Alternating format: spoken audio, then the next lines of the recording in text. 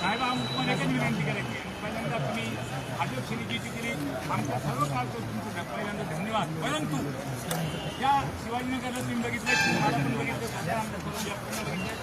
बघितलं आणि आम्ही तुमचेच आहोत, भाऊचे तर आहोत पण तुमचे पण आहोत.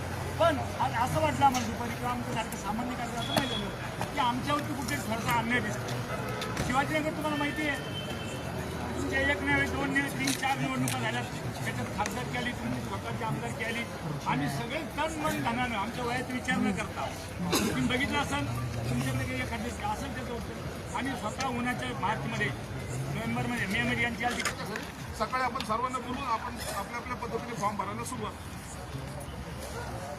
रात्री 12 वाजता येतात माझ्याकडे, 12, 12:30